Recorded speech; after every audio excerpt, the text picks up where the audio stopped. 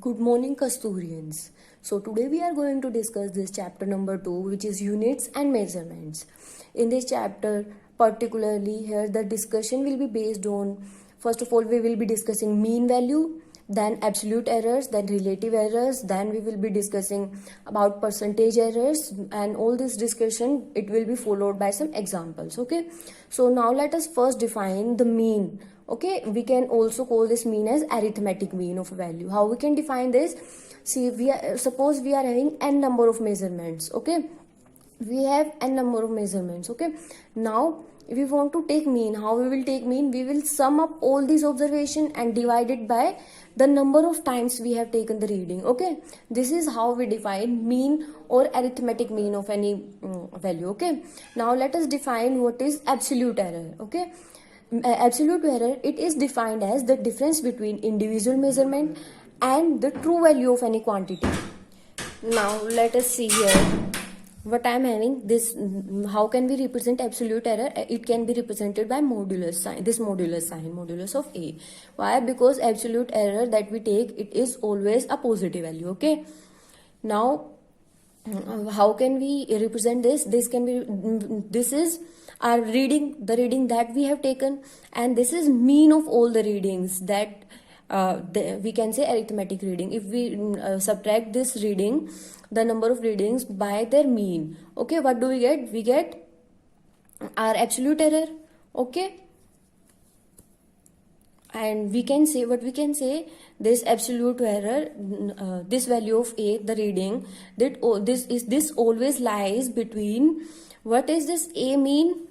A mean plus absolute, we can say the sum of arithmetic mean and absolute value, and arithmetic mean of the value minus their absolute value. So the value, or we can say the true value, it always lies between these two values. Okay, now let us see what is relative error. How do we define relative error? We can define relative error as the ratio of mean absolute error, okay, that we have seen in the absolute error, okay, by the mean value of the quantity. Okay, so this is how we define relative error, as the absolute value, okay, absolute error, mean of the absolute error divided by the mean of the observations. Okay, now how do we define percentage error? Percentage error, it is simply defined as the percentage value of the relative error. Okay, so we can say this is our relative value and we can find the percentage of this value.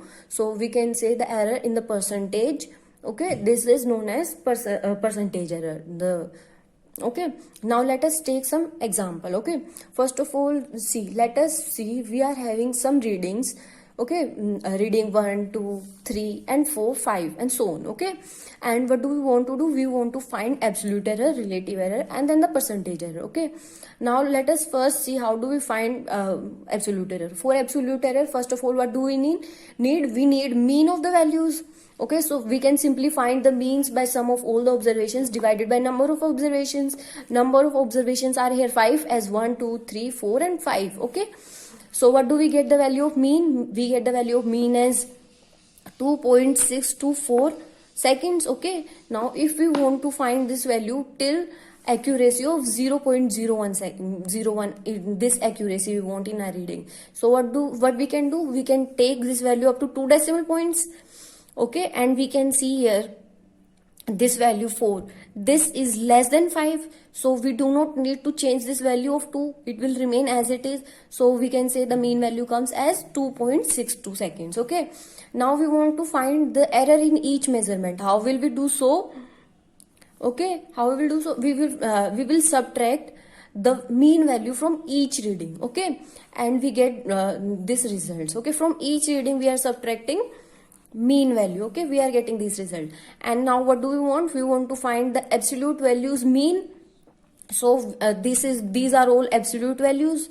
Okay, and if we are talking about absolute values, we will be taking here all the positive values, as this value is negative, this value is also negative, है ना? So what we will be doing? We will be taking the positive values as this is negative, so what we will be taking 0.06 seconds. Okay, and in the next reading also we will be taking 0.20 seconds. Why? Because error is always positive. Okay, error can be, it can be in negative direction or in positive direction, but its value is a particular value which is positive, which always adds up in the observations. Okay, now how do we take this absolute error? It is taken as sum of all the values, okay, divided by number of readings. Okay, this is absolute values mean. Okay, this is how we get absolute error. Now let us see about relative error. How do we find the relative error? It is defined as absolute error divided by the mean value, and this is the absolute error that we have got, we have seen in the previous thing, and this is the mean value.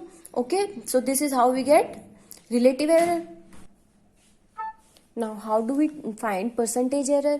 We simply find percentage error by taking the percentage value of this relative error. So this is how we can see, we can find the percentage error. Okay, so that was all about today. Thank you.